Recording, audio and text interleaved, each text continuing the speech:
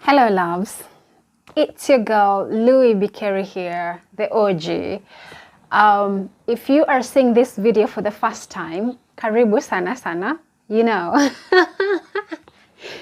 Oh my goodness, I said I will try and upload a video every Friday, but it's been impossible because I am working all the time. I don't even have time to sit down and do vlogs, you know. Like there was a time I used to have spare time on my hands, you know. I was a student and working, but I still managed to get time somehow. And now I can't even find time. Anyway, it's my day off and you know what? Let's do this. Do you want to study abroad? It doesn't matter where, but do you want to study abroad? Because if you do, the OG, I am here for you. I always say that. I don't know, I've heard that some people are charging to get information that I'm giving for free. We don't do that here, okay?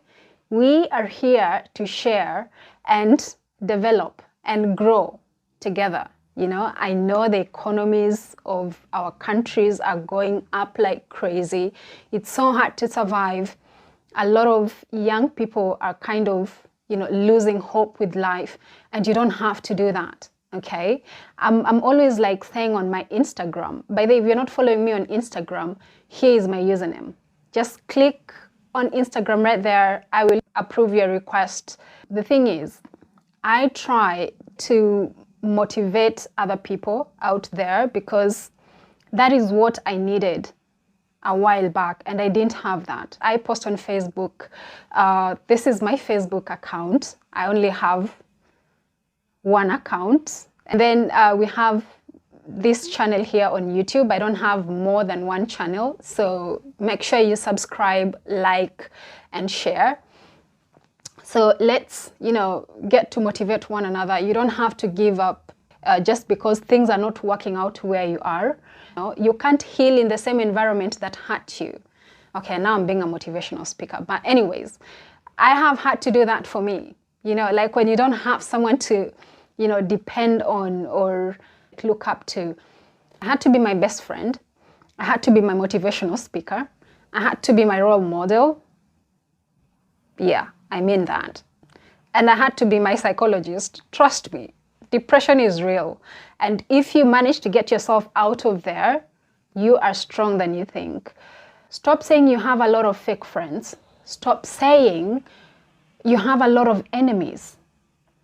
All you have to do is move out of that space. Like this world is so huge that you can create your own table. Don't sit in a table that is not serving you right, okay? And that is what I'm doing here.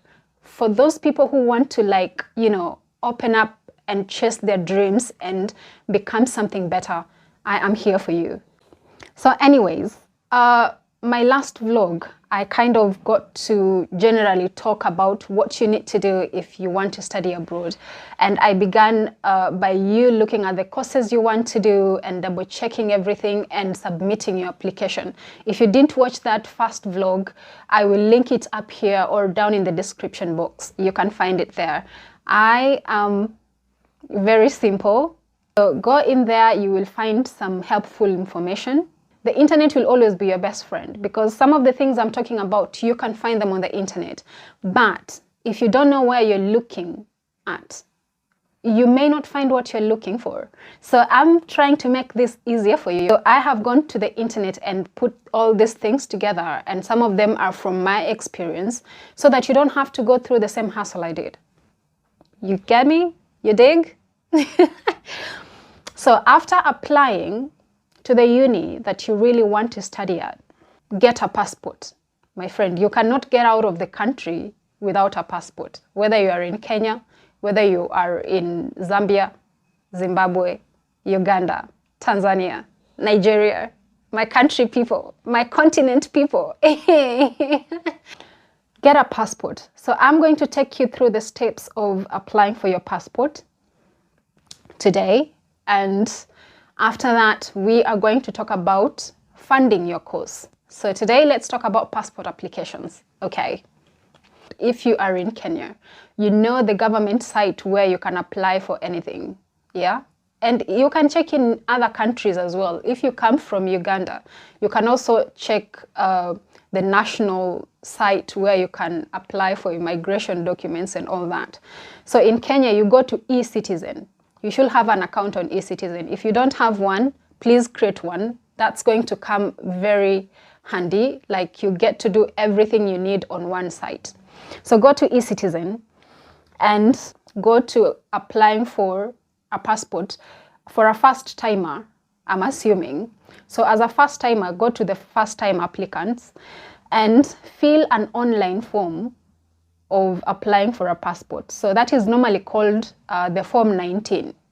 So fill that out. You're going to have a lot of questions that they're asking you. Be honest as possible. Do not lie. So just fill that Form 19. And secondly, the documents you need to support your application. And the first document you need is your original birth certificate, which is very important.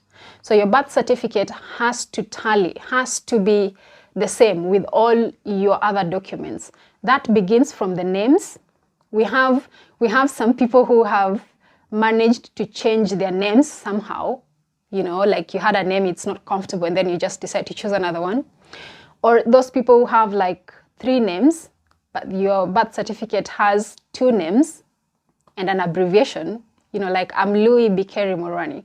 So if my birth certificate was stating 2 names, but I have 3 names, that's going to be problematic because your birth certificate has to tally with the next document, which is your national ID card. So these names have to be the same. And if they're not the same, you need to swear an affidavit to say, this ID card has 2 names and my birth certificate has these 3 names, but they represent the same person, who is me.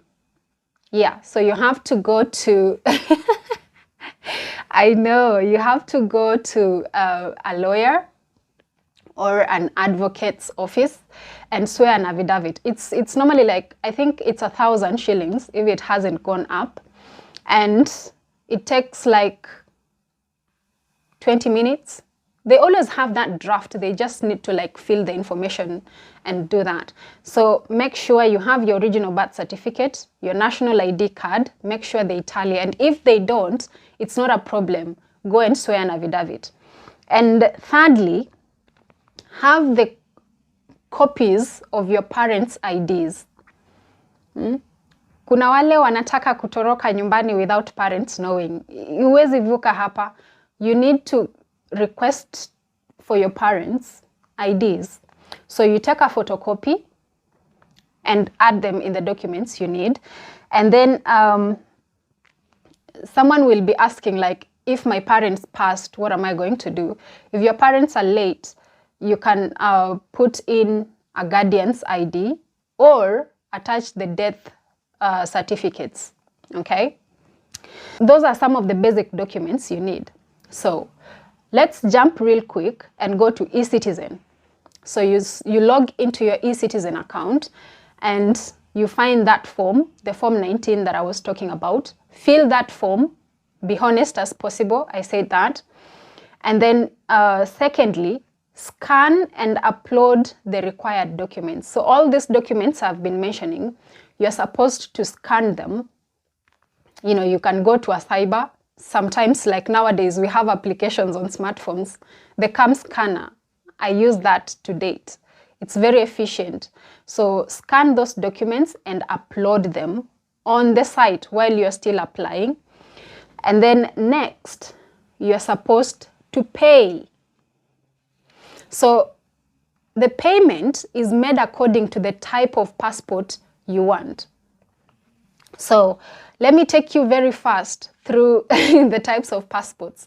Oh shit, I was supposed to do this at the beginning, but anyway, I'll just mention it as we go back. The first type of passport we have is the ordinary passport. Like any person can get that passport. And it has 34 pages. And this passport costs 4,550 Kenya shillings. And then that is series A.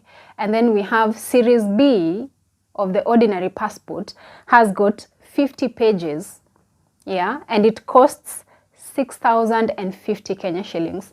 And then thirdly, we have Series C, which has got 66 pages. So like when you get your passport, you open those tiny pages, they're like 66. So it depends on how active you are on traveling. You know, like if you're a person who travels a lot, then you can upgrade and get the Series C that has 66 pages, because that's going to like allow you to get as many stamps when you cross borders and all that. And the second type of passport we have is the diplomatic passport. Allah, if you know people in higher places, then you can get the diplomatic passport, where you can get into any country like without being stopped. And this normally goes to like government officials and stuff, and it costs 7,550 Kenya shillings. And then we have a mutilated passport. Like if your passport has been destroyed, you know, maybe imemwagiliwa maji and you just need to replace it, then you pay 10,050. So you can imagine it gets expensive as it goes. So that means like you are careless enough to like have your original passport get destroyed. So it will cost you a little more to get another passport. Yeah. And then we have a lost passport, is even worse. You have to pay 12,050 Kenya shillings to replace your lost passport. So when you get your passport, take good care of it. And then we have another type of passport. This goes for foreign people. That's like when you come into Kenya, like we have people living in Kenya. Like, for example, I have Indian friends who live in Kenya. I have friends from Germany living in Kenya. So these guys have a certificate of identity, and it normally costs 3,050 Kenya shillings. And then we also have temporary permits. You know, like when we travel from Kenya to Zanzibar, we normally get like a temporary permit to stay in Zanzibar for like a few weeks or a month or something.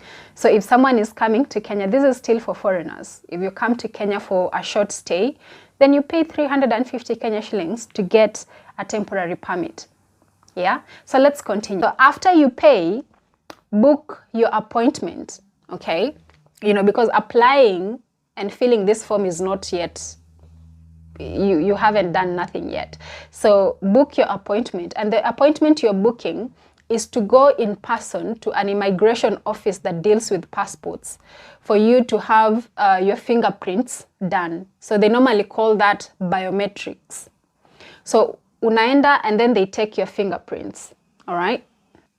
Once you book your appointment, the next thing is you download that form. So once you have finished everything, the computer will prompt you to download your document, okay?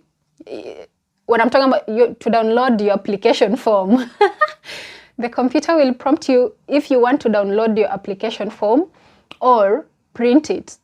So if you are applying on a cyber, you can print it directly. But if you are applying at home on a laptop or a computer, you can download it and then go print it later. So after you print your application form, take those documents we spoke about, the birth certificate, your ID, and copy of your ID as well, the copies of parents' IDs, and, you know, attach them. And, you know, like when we were talking about paying for the passport, like now I said the ordinary passport of 34 pages is costing 4,550 Kenya shillings at the moment. So when you pay, you have to print the invoice. Ni kama the receipt you're given when you pay. So when you download it from online, it's called an invoice. So you download that invoice, all right, and attach it to the application form when you have finished everything, okay? So once you do that, your appointment, you will have to book it on an immigration center that is close to you. Now, because I remember when I was applying for my passport, I went to Kisumu because that was the closest. immigration center to me. But for people who are coming from Kisii, right now we have passports. You can apply for passports in Kisii town. That is in the county commissioner's building. And if you are in Nairobi, right now, like I think Huduma centers do all those things. If not, just go to like Nairobi, we have Nyayo House. You can go and have your fingerprints done, your biometrics done in Nyayo House. And we have other centers. We have Mombasa, we have Kisumu. I've mentioned Kisumu. We have Embu, Nakuru, Eldoret. Like those are the main places, immigration centers that you can go for passport application. So, so after you have, you know, chosen your biometrics center and submitted.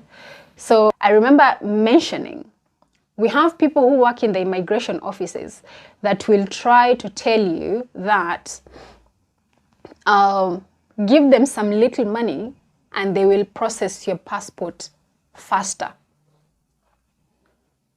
Don't do that. A passport takes approximately 2 to 3 weeks and you will receive your passport. Yeah, I know we have a lot of queues.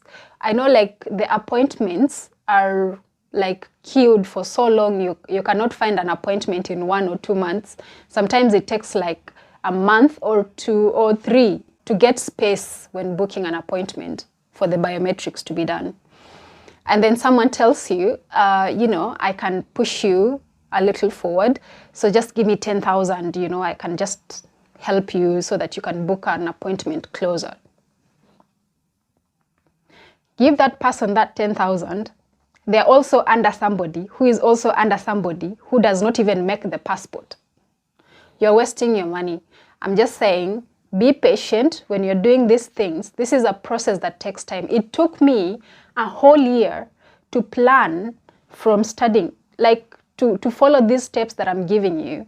Although I had my passport fast, but it took me a whole year to do the applications of studying in the UK, everything, to actually fly out of the country. It took me a whole year. So don't expect to do this process in what? In 1 month. You will spend a lot of money. And if that person decides they're not going to do anything, where are you going to take them? You've given them a bribe, they have not delivered. What are you going to do? Who are you going to report them to? Because you are the person committing a crime by giving money, okay? Just be patient. That's what I'm trying to say. When you're doing all these applications, be patient. But anyways, yeah, I know, sorry. I talk a lot. Make sure you choose the service of receiving a text message when your passport is ready, okay?